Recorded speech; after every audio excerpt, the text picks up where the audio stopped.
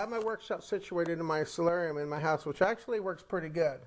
Now you're going to notice that it's not the biggest workshop in the world, but basically I pretty much can get everything done that I need here.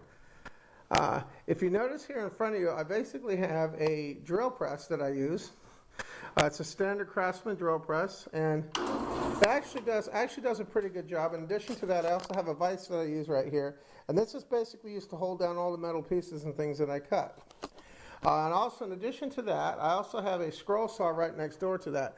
If you notice in some of my videos and things like that, when I cut my control panels and things like that, basically this scroll saw right here, this is what I used to cut some of my control panels.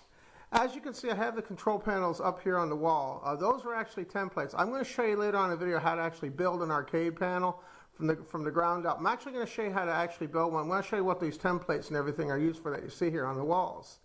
Also, in addition, if you notice in here, you're going to see that I have a lot of equipment in here. I also have all my steel and everything I use for my train layouts. I basically stored in these bins right here on the side. This is some of the metal and things that you've seen in the videos earlier that I had. This is where I keep all my metal and things stored in here. I also have a bin that has all my plastics. All the plastics and everything you see on the layout, like the ones that are used to on my Skyway layout, this is some of the plastic I use for my Skyway layout, and I basically keep it in here. Okay, now as far as actually going down to bolts and things like that, I actually have a bolt box over here where I keep all my bolts and things of various sizes. You'll notice there too. I also have a box in here that has all my bolts and things I use for my various projects. In addition to that, one of the things I have that really comes in handy is if you're going to make your own arcade machines, and I highly suggest, if you're going to make your own, to get yourself one of these table saws. This table saw right here is a really, really handy table saw I've used for many years. It's a Craftsman 10-inch belt drive table saw. I've had in my workshop probably close to 10 years, and this is basically what I use to build all my arcade cabinets and everything that you see, to cut them actually to size. Now, if you remember before, I was telling you that I use templates and things like that for the arcade machines. Well, in this wall over here, you're going to see these other templates. As you can see on the wall here, I'm going to show you what one of these templates looks like.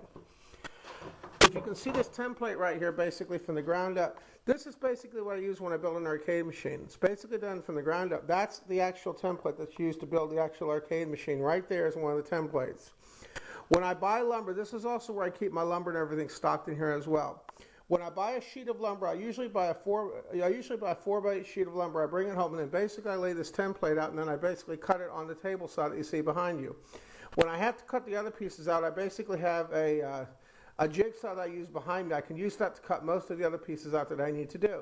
As you'll notice in here also, I have a lot of additional pieces of wood thing that I have in this workshop as well.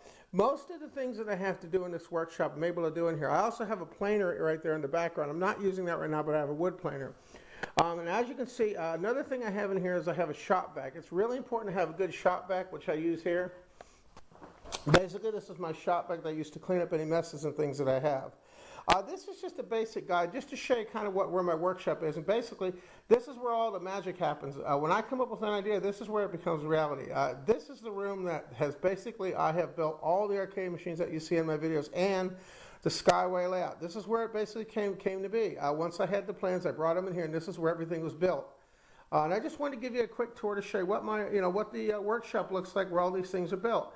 I'm also going to show you my chop saw down in the basement that I use, and that's what I used to cut the metal at and everything too. I keep that downstairs, and I'm going to show that to you next. Okay. As you can see, it's really nice. I got nice skylights in here that lighten everything in. Makes a really, really nice place to work. And because it has brick floors on it, if I make a mess, it's easier to clean up with brick floors.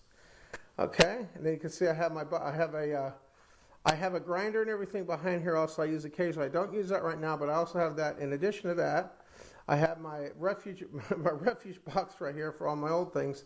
And you get a basic idea of what the workshop looks like. Yeah, I wanted to also show you where I cut the metal and everything. If you remember, I told you that I had a metal cutter to cut all my metal. Well, this is my metal cutter. This is basically a Craftsman 14-inch chop saw. And what it basically does is, you basically put your metal in here. Then you have it here, and then this basically comes down on here and cuts it. Now you're going to notice that this baby has a lot of power. I want you to hear what this sounds like. I actually nicknamed this Jaws. You're going to hear that it's pretty loud.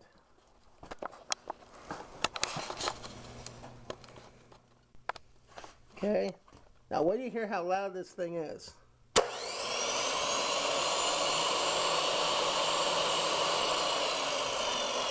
That's the one thing.